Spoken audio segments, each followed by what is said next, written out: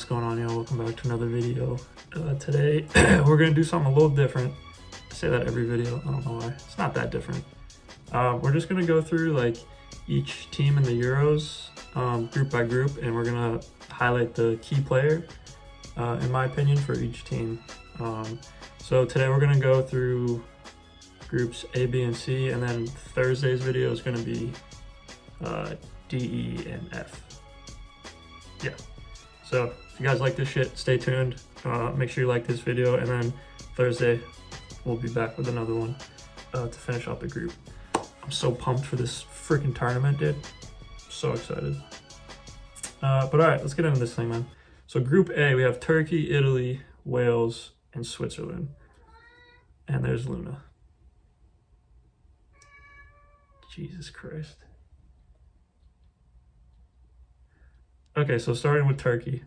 I'm going with the old man, Burak Yilmaz. He's 35, first choice striker. He's Turkey's second highest international scorer, managing a goal every 2 games throughout his career, which is insane. And he's still banging them in for Lille. So if he is firing on all cylinders, I could see Turkey being a sleeper for the tournament. And qualifying, obviously, from this group, which is low-key a little tough one. But if he's firing, they should have a good chance of moving on. Next, we have Italy, and I don't know too many of these players too well, so the one I went with was Nicolo Barella. Box-to-box midfielder, holds the key to Mancini's formation. As a key part of Inter's Serie A winning side, the 24-year-old really is the full package, bringing tackling, technique, lots of energy, and dangerous, well-timed runs into the opposition box. So I think he's going to be the main guy to look out for on Italy. Obviously, they have some other attacking talent and attacking options up front, but I think he's kind of going to be the one to glue the midfield and the forward line together. So, yeah, I'm going with Barella. Wales, I thought about this for a little bit, but I don't think I could pick anybody else besides Gareth Bale. He is getting older in age. He's 32 this summer, but he's still lethal. And when he plays for Wales, he's just a different player. He's a huge influence on and off the field. And he scored crucial goals throughout his international career since his debut in 2006. So even for Spurs at the end of the season, he started playing a little bit better. But I'm telling you, every time he puts on a Wales uniform, it's just something clicks. So I'm going with Gareth Bale. Next team we got is Switzerland. And this was kind of tough for me, but I went with Granit Xhaka. Tough tackler, excellent vision. Xhaka's the glue that binds the Switzerland side together. The fact that Switzerland surrendered a 3-0 lead against Denmark after his substitution to draw a March 2019 qualifier tells you a lot. So, yeah, he's a vital player in that midfield. And between him and Shaqiri, I don't see anybody else really affecting the team as much as they do. So I went with Xhaka. Okay, Group B, we have Belgium, Denmark, Finland, and Russia. I'm assuming De Bruyne is going to be healthy for the tournament. He might miss the first game or a couple games, but I can see them qualifying even without him being in the squad in the group stage. So I went with Kevin De Bruyne. Yeah, the 2019-2020 Champions League midfielder of the season, picked up 4 goals and 7 assists in just 6 European qualifiers. Roberto Martinez, key provider, also just received his 2nd PFA Player of the Year award. So, I mean, this guy's just different gravy. I know everybody knows that already, but if he's on his game, bro, it's going to be tough to beat Belgium. Next team, we got Denmark.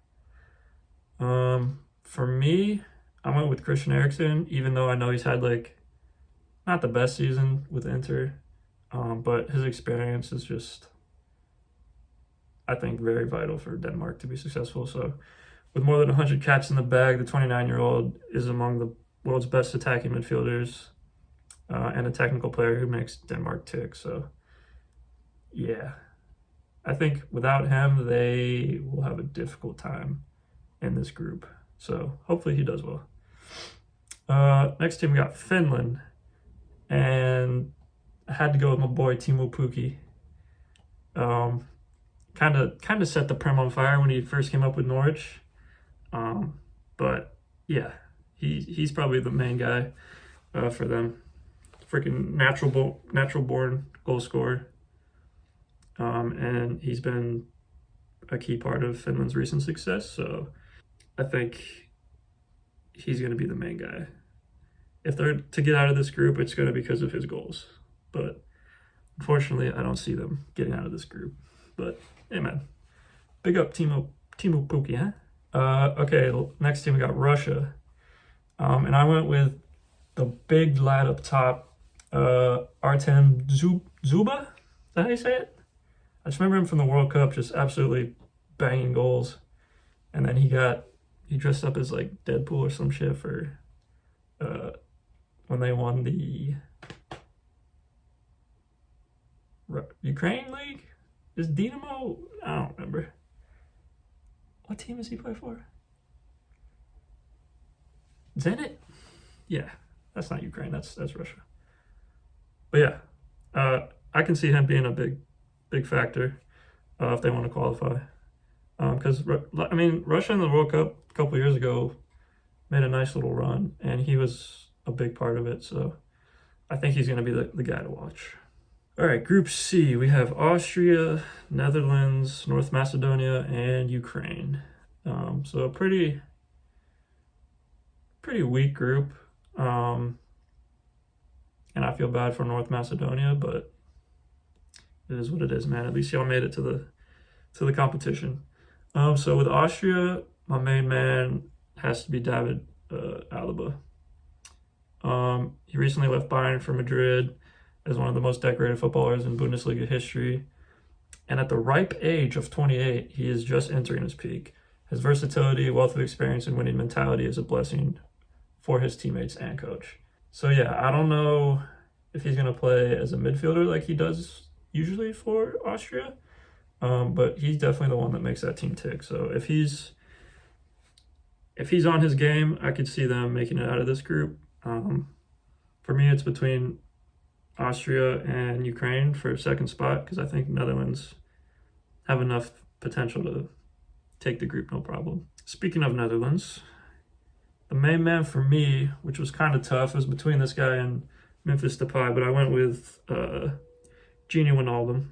The Dutch captain has repeatedly excelled with club and country on the biggest of stages. His surging runs into opposition penalty area and excellent finishing have helped make him Orange's second top scorer with 22 goals. He's only behind Memphis Depay on 23 by one.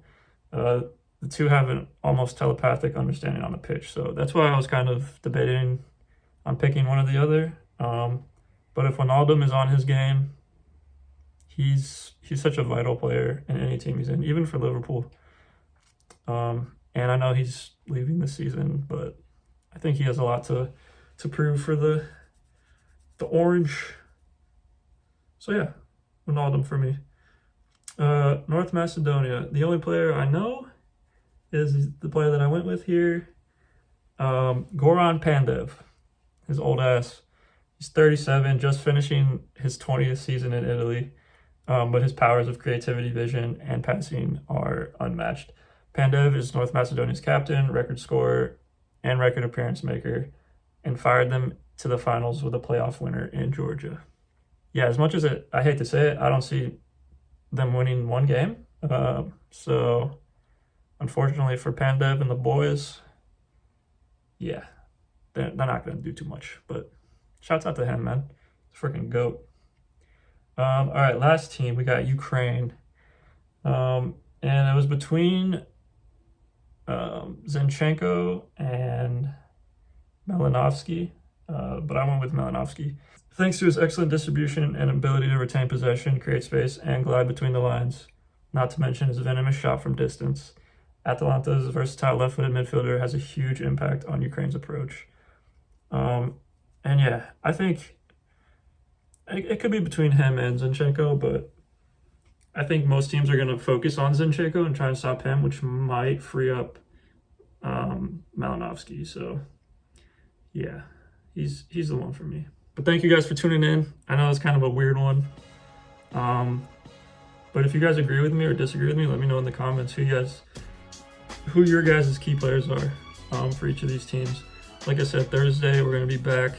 We're going to go through Group D, B, and F, which has some bigger teams in it, which would be interesting. So stay tuned, stay locked, like, comment, subscribe as always, and I'll see you in the next one. Peace.